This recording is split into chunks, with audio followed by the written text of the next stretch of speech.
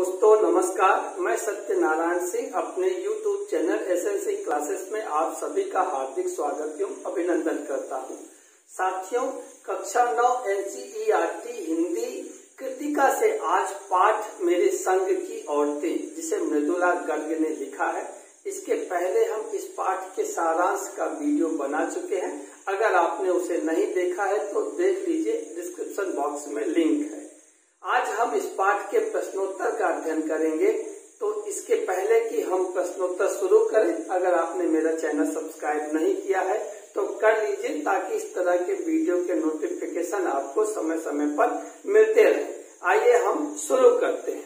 हमारा पहला प्रश्न है कि लेखिका ने अपनी नानी को कभी देखा भी नहीं, फिर भी वे उनके व्यक्तित्व से क्यों प्रभावित थी। इसके उत्तर की बात करें, इस संस्मरण में लेखिका ने अपने घर की औरतों के विषय में बताया है और वो नानी से कभी मिली नहीं, लेकिन नानी के बारे में इतना सुन रखा था कि उनसे प्रभावित हुए बिना नहीं रह सकी। लेखिका के जो नाना हैं, उन्होंने कैम्ब्रिज विश्वविद्यालय से बैरिस्टरी पास की थी। साहबों के साथ उठते बैठते थे, साहबों जैसा उनका रहन सहन था।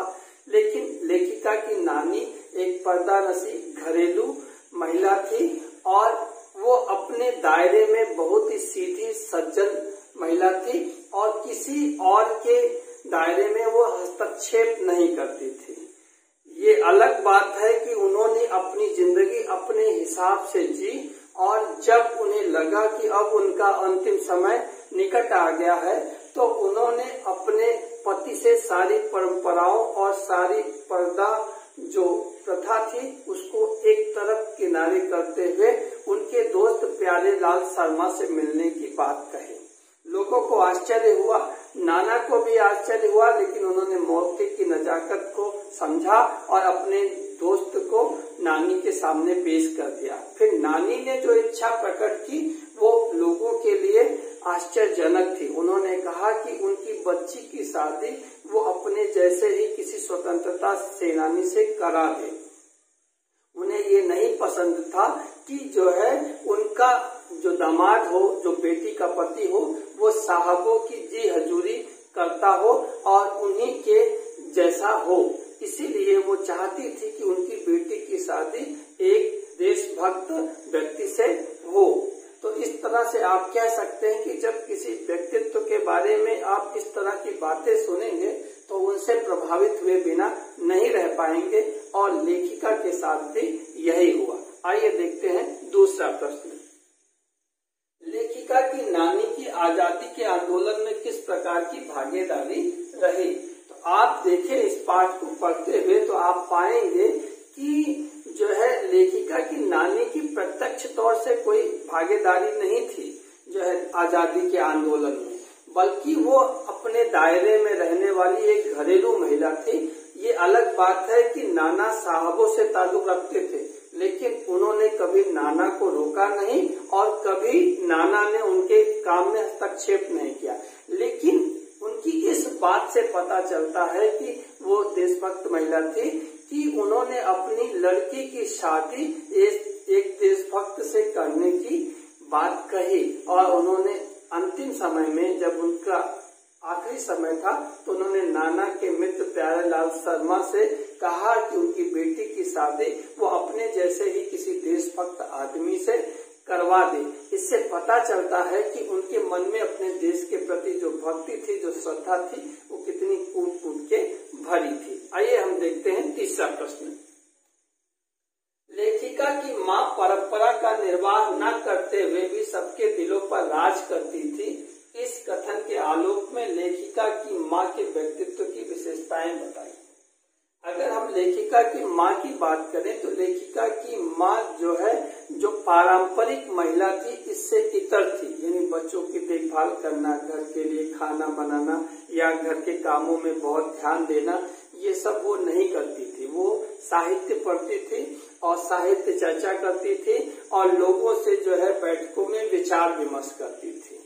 लेकिन फिर भी उनके व्यक्तित्व की कुछ ऐसी बातें हैं जो उन्हें अलग बनाती थी। वो बातें क्या है कि पहला, वो किसी से झूठ नहीं बोलती थी और दूसरी बात क्या थी कि एक का जो राज होता था, एक की ऐसी बातें जो दूसरे पे नहीं जाहिर होनी चाहिए, वो कभी एक की बात दूसरे से करती नहीं थी, कहती नहीं थी। तो इस तरह से लोगों का आदर, लोगों का सम्मान उनको मिला हुआ था। लेखिका की दादी के घर के माहौल का शब्द चित्र अंकित कीजिए। तो बात करें कि लेखिका के दादी के घर का वातावरण बहुत अच्छा था, सभी का बहुत सम्मान किया जाता था, सभी महिलाओं का सम्मान होता था।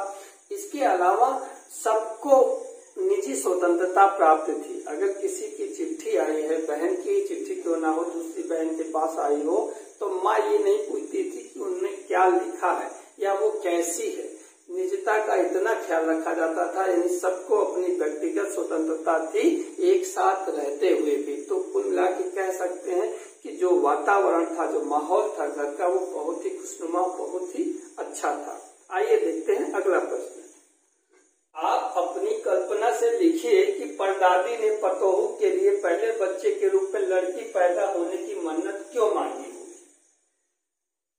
आप जानते हैं कि भारतीय समाज पितृसत्तात्मक है और इसमें पुत्र की बहुत मांग होती है, बहुत इच्छा होती है, बहुत डिमांड होती है कि पुत्र हो।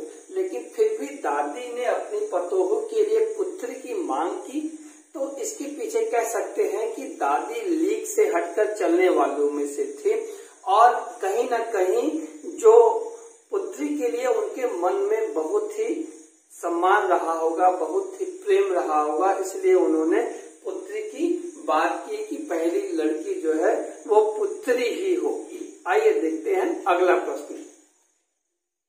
डराने, धमकाने, उपदेश देने या दबाव डालने की जगह सहजता से किसी को भी सही राह पर लाया जा सकता है।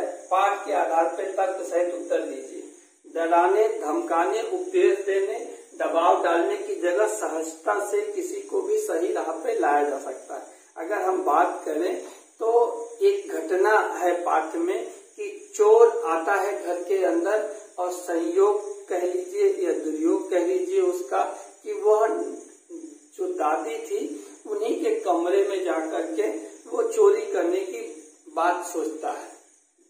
ये अलग बात है कि दादी ने अपना कमरा शोर की वजह से, जो गायन होता था घरों में उस समय शादी के समय में, उसकी वजह से उन्होंने अपना कमरा बदल दिया था।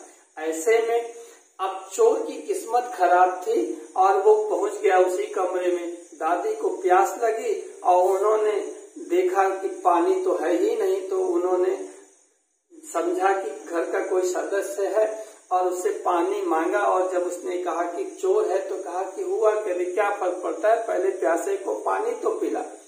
पानी पी लिया और उसको भी पिला दिया। अब उसके ऊपर छोड़ दिया कि वो तो चाहे चोरी करे और चाहे खेती करे। अब चोर बेचारा चोरी का रोमांचक धंधा छोड़ करके खेती में आ गया। यानी कहने का मतलब ये कि उसने, दादी ने चोर को डराया नहीं, धमकाया नहीं, कुछ उपदेश नहीं दिया, लेकिन सहजता से उसका हृदय परिवर्तन कर दिया और उसे एक अच्छे मार्ग पर ले आई।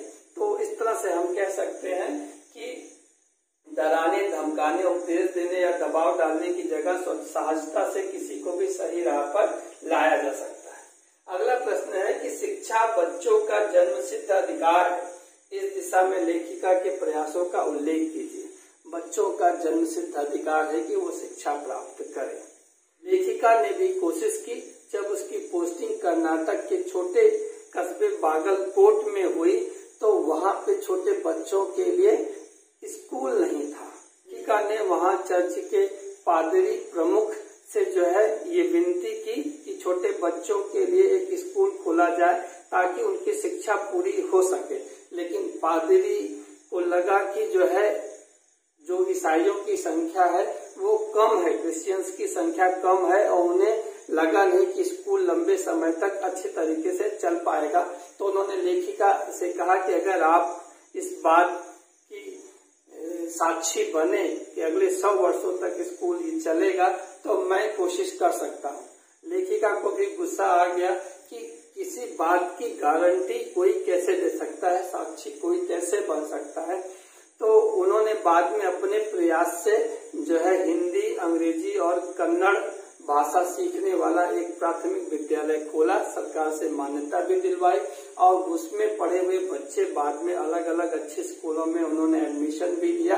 तो इस तरह से कह सकते हैं कि शिक्षा बच्चों का जन्मसिद्ध अधिकार है और लेखिका ने इस दिशा में न केवल सफल प्रयास किया बल्कि समाज के सामने एक उदाहरण भी प्रस्तुत किया। आइए देखते हैं अगला प्रश्न। पाठ के आधार पर लिखिए कि जीवन में कैसे इंसानों को अधिक श्रद्धा भाव से देखा जाता है। तो अगर इस तरह से पाठ के आधार पे आपको लिखना है तो जो अच्छी विशेषताएं हैं वो आपको लिखनी है।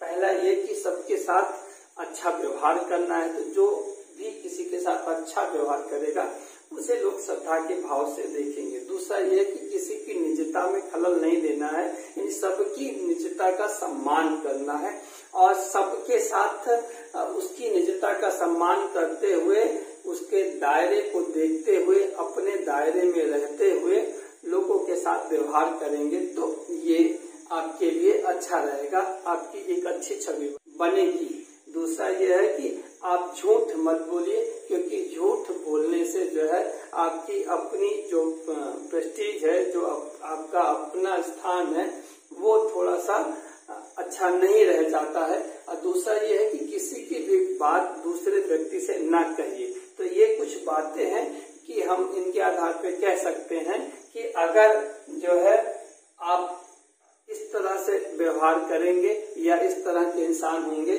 तो आपको अधिक श्रद्धा भाव से देखा जाएगा। बढ़ते हैं हम अपने अंतिम प्रश्न की ओर।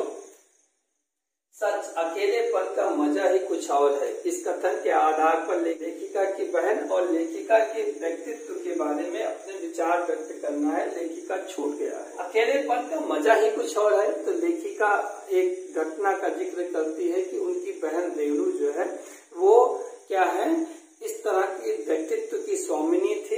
एक बार ऐसा हुआ कि दिल्ली में बारिश बहुत ज्यादा हुई और स्कूल सब बंद थे और बस लेने नहीं आई। स्वाभाविक है, स्कूल बंद होगा तो बस लेने नहीं आएगी। तो रेणु पैदल ही स्कूल के लिए गई उस बारिश में और जब वहाँ स्कूल बंद देखा तो पैदल ही घर के लिए वापस आ गए। तो लेखिका को लगा इस तरह से अकेलेपन में ऐसे जाना, भरी बरसात में जब चारों तरफ पानी हो, और फिर तो इसका मजा ही कुछ और है। ये अलग बात है कि लेखिका ने भी इस बात को दर्शाया है कि जैसे उन्होंने अकेले ही एक संकल्प के साथ छोटे बच्चों के लिए स्कूल खोला, या बिहार में वहाँ की औरतें नाटकों में पार्ट नहीं लेती थी, भाग नहीं करती थी, पुरुष ही जो है सारे भाग करते थे जो रोल होते थे। लेकिन उनकी लेखिका की कोशिश से महिलाएं भी उसमें पार्टिसिपेट करने लगी, प्रतिभाग करने लगी। तो इस तरह से हम कह सकते हैं कि एक अकेलेपन का और अपने आप में एक जुनून में रहने का और एक इस तरह से जिंदगी जीने का मजा ही कुछ और है। तो ये हमारी कोशिश थी आपको इस पाठ के प्रश्नोत्तर से परिचित कराने की। अगर आपको अच्छा लगा हो तो लाइक करें, शेयर करें और अपना और अपनों का ख्याल रखिए। मिलते हैं अगले वीडियो में, तब तक के लिए